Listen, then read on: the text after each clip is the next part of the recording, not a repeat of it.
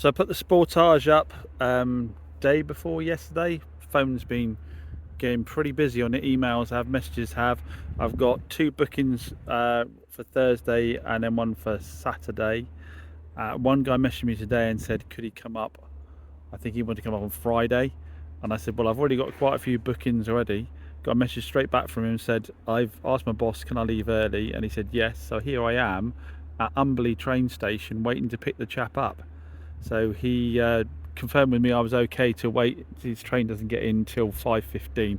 He asked if it was okay to wait today, and I said, yeah, no problem, I'll come and grab you. So he's going to test drive it back to the unit, and then if he's happy, he'll buy it. Suppose he's got a lot of choice because he's going to get home, isn't he? But these Sportages do sell really well, especially in this spec, in the 3 spec. So I've got a couple of people to disappoint later if he does buy it. So what a balls up. You can see what he's actually leaving in is a blue Kia Sportage, because he was messaging me on that on Facebook, not on the grey one.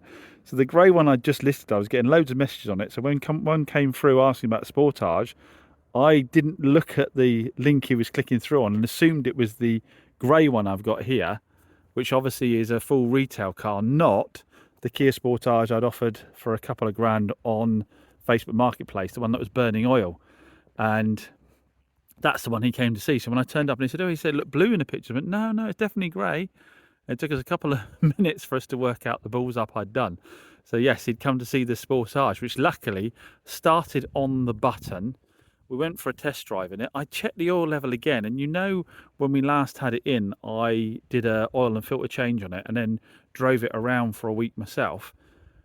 Didn't use any oil. It literally hadn't used a drop of oil. I said to him, if you ever find out what it was that was making that car use oil, please let me know, because I need to know. Obviously, I've sold it on a spares and repair basis that it is burning oil with no warranties or guarantees or anything like that. But it was a really nice car. I went for a test drive. It drove really nicely. It just frustrated me again. I never found out what was wrong with it. Hit-wise on that, I think I have lost a couple of £1,000 on that car. I think I've lost a couple of £1,000 on that whole debacle with that motor. And yeah, I'll have to work out the exact mass of. I didn't make obviously any profit out of the second person because I had to refund them, and only took a minor deduction for mileage from them. And from I made some profit when I sold it to my mate's daughter at the beginning of the process, but I think that profit was eaten up with repairs. So yeah, I think I might be a couple of grand down on it. The guy asked me for a discount on it. I said, this isn't a scenario where you get discount. You're already getting the car for like 2 grand less than it owes me. So it's not really a scenario, but I did do 6 months road tax for him just to make sure he was road legal when he left, because we had an issue with the V5. So we got the tax guru to tax it for us and do a V62 form for him. So the guy in a trade does that for us. So he did get a bit of a discount because he ended up with 6 months road tax for free. But it's out of my hair. Hopefully I take the couple of £1,000 he's paid me, I can put it into something else, flip that, and make my money back that way. And it's like I always say to you, they're not all guaranteed winners. That's why you have to have a volume of cars, because some of them you'll take a hit on.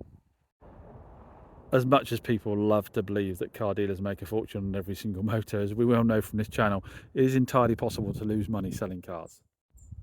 Well, certainly if you can do it the right way, like I do, like if there is a problem with the car, buying it back rather than digging your heels in, ignoring phone calls and letting somebody else sort it out. If you can do it the right way, it is easy to lose money selling cars.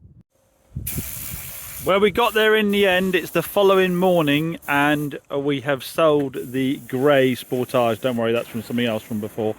So we sold the grey Sportage to the chap that did have the booking this morning, and obviously the blue one has gone last night, the one that he actually came to look at.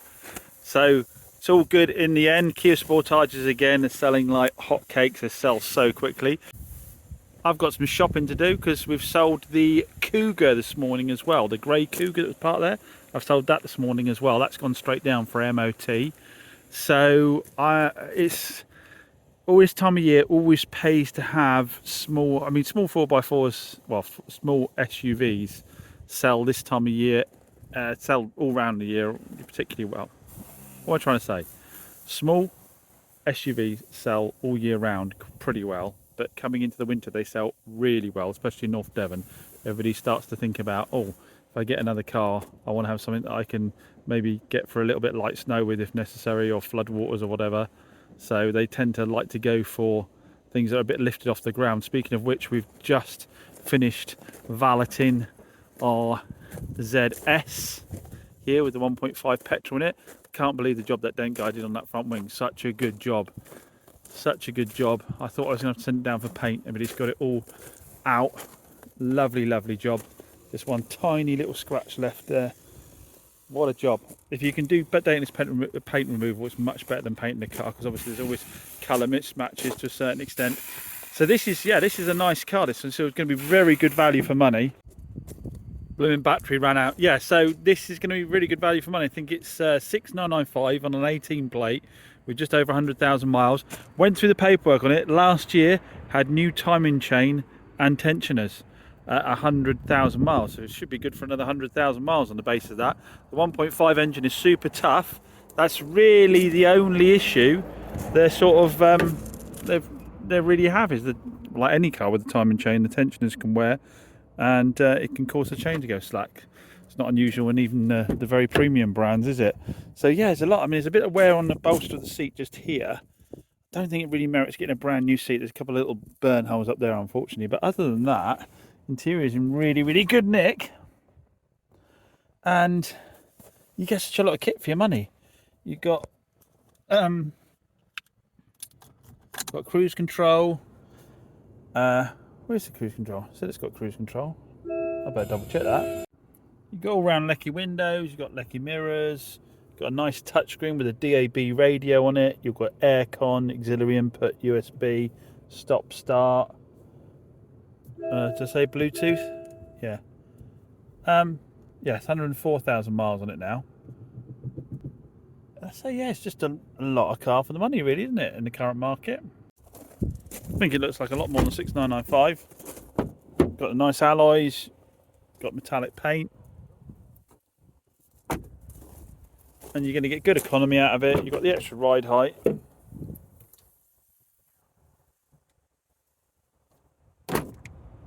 But again, you've got simple engineering. There's plenty of room around the bonnet to get around and have a look at fixing anything you might need to fix. As I said, the biggest job would be a timing chain, and that's been done. We've got to do an oil and filters on it before it goes out. It's doing oil and filters as well. But if you look in the bonnet, you can see that there's no real repair. It's going to cost a lot of money. That gearbox would be super easy to get out if it needed a clutch at some point. But the clutch seems to be fine as it is at the moment. If you need to take an engine out, it'd take minutes, wouldn't it, looking at this? Like I say, I've not really heard of any engine issues other than, you know, timing chains. But like I say, timing chains can go on any brand, can't they? So I'll be interested to see how that one goes. First time I've had one in. I've got a newer one as well, haven't I, down having a bit of paint done to it as well. So yeah, I'll be interested to see how it goes. Always done well with the MG3s, and like I said, round here, small SUVs are popular. So I don't see why this shouldn't be a decent seller around this way. It's just obviously not a kind of car people are probably going out looking for specifically, but if they're seeing amongst everything else, notice the value for money and go for a little spin, I don't see why it wouldn't sell. Got another old part exchange here that I've really enjoyed having. I've used it for the last 4 days since my wife and daughter have been away on holiday. I've been using it as a dog wagon to bring my dog in. It was brought to me by a local chap who was going to the Dacia dealership and getting a brand new Dacia, and somebody told him that I buy cars, and the Dacia place had said weren't really interested in something of this age. And I've never had a Forester before. A lot of people really rate the Foresters, don't they? 2006 with only 85,000 miles on it. Now, some people are already probably screaming at their screen saying, rust, rust, rust, rust, rust. Now, everyone I've ever been offered before has been a rust bucket.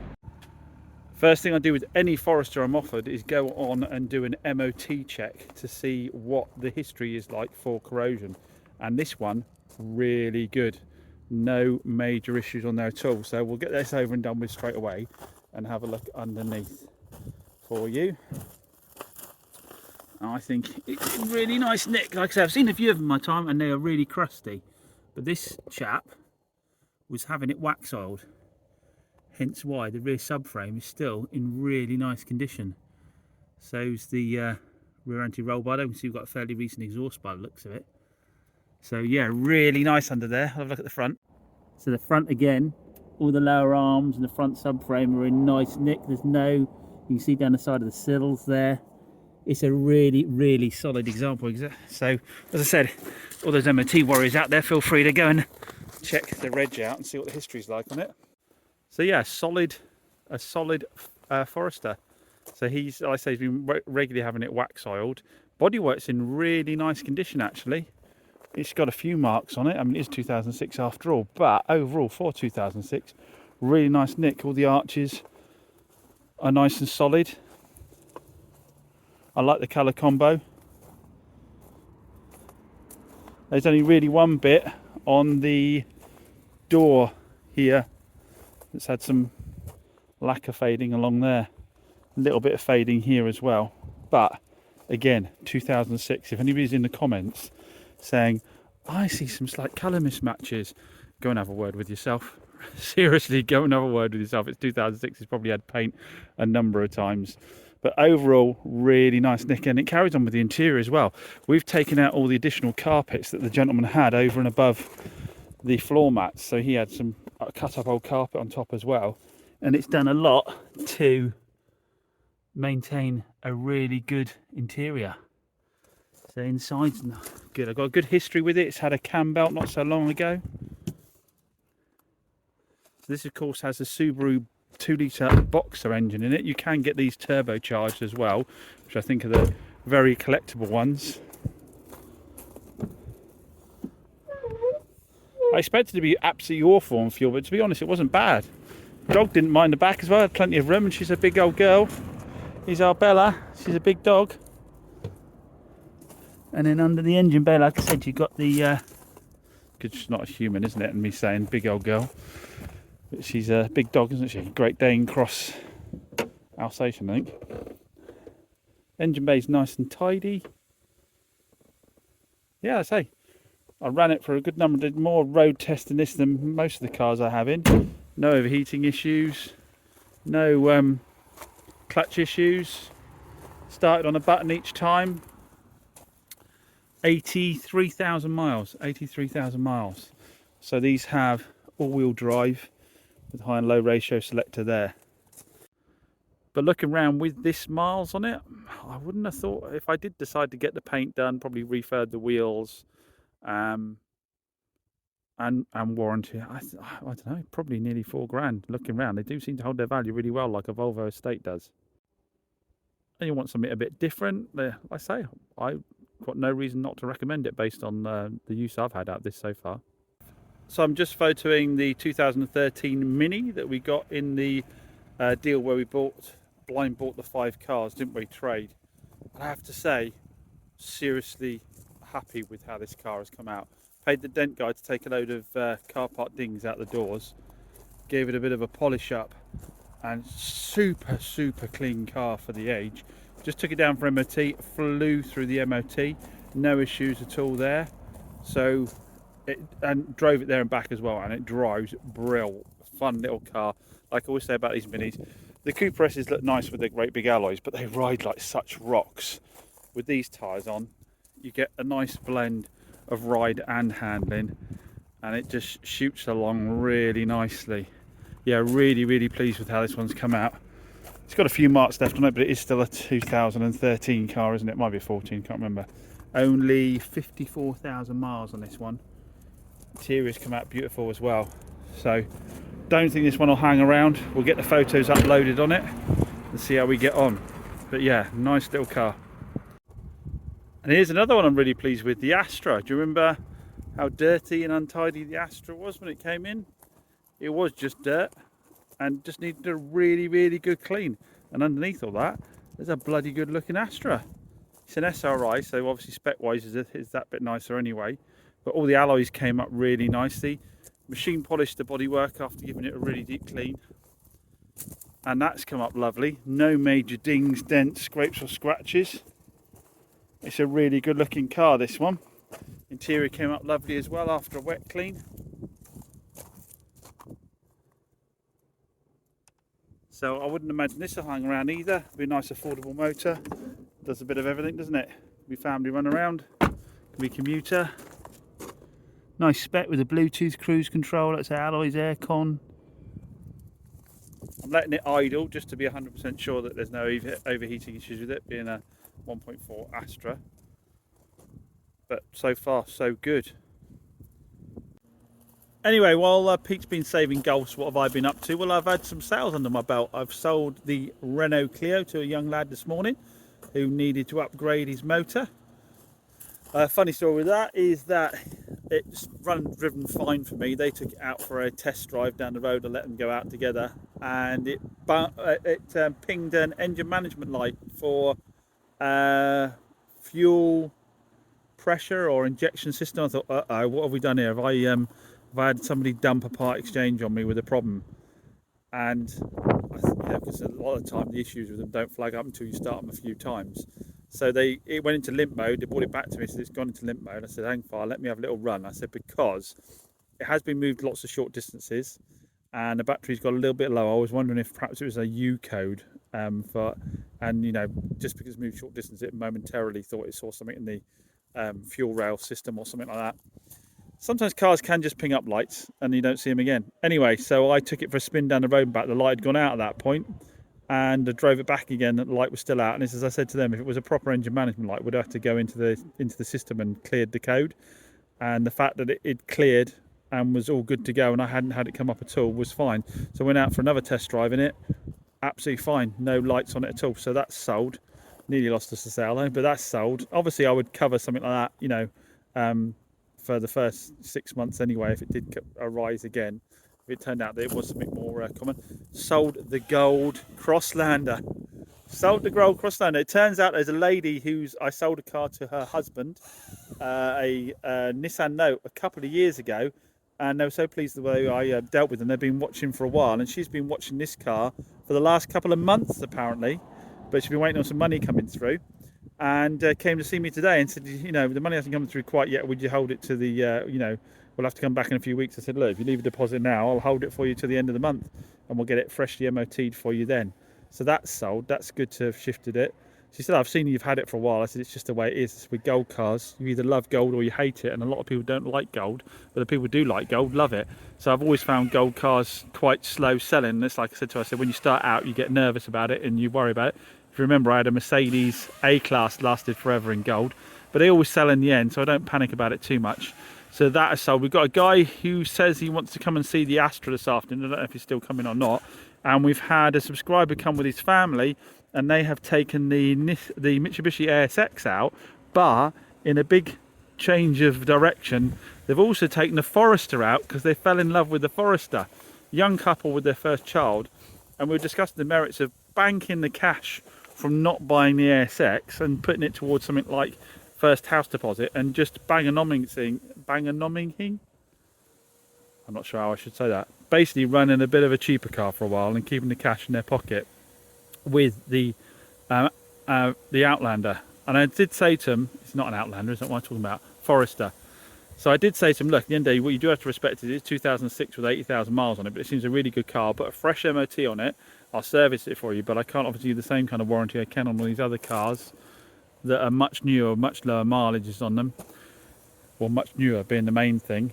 I said, so I couldn't give you, again, you could have it for 30 days. I've said to this couple, you could run it for 30 days, check if there's any major faults, but do have a little bit of a contingency fund for if it needs any repairs, because it is an older car.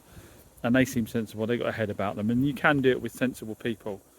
Obviously, there's something big major went wrong, I would probably look after them past that point. But if it's just simple things, you have to respect you are buying an older car. And obviously, it's a lot cheaper as well. It's like $2.5 grand. So it's they were looking at spending $8 grand on an ASX. So there's got to be a big difference in the amount of warranty cover you get when you're talking about that difference in price. But they have popped down to South Molton to have a little chew over it as to whether they would go for one or the other. They're having a little think through that. So we'll find out if we've sold them anything a bit later in the day. And Pete is busy doing the wheels on the red Rio we had. Normally come in, but I said we got quite a lot to crack on. I'm taking Monday off, unfortunately, for a funeral. So I thought if we can catch up with some of the stuff today, it'd be worth getting ahead a little bit, because we are doing pretty well at rattling through the stock and getting some stuff sorted. I'm just about to photograph the little blue Mini and get out for sale, because I think that'll be a bit of a flyer. So yeah, I better crack on and do that now before the weather changes. So I've just had word they decided on the Subaru, so we've got to get that down for MOT on Monday as well. So not a bad Saturday overall. 3 cars on a Saturday. 3 cars on a Saturday is not a bad day for a small dealership like mine with the amount of stock we have in. Does mean we've immediately got to start going online and looking for stock to plug the holes. Small cars and small SUVs again is order of the day. So we'll hop on BCA and see what we can find. I have won a Hyundai Tucson from previously, so that'll be one smaller SUV with a 1.7 CRD in it, diesel engine. Actually, one of my more favourite diesel engines. But yeah, we'll see what's about, and that'll make for more interesting content when the transport turns up and we find out if it's any good or not. As always, massive thanks for watching, and I will see you on the next one. Oh, don't forget, check if you're subscribed down below.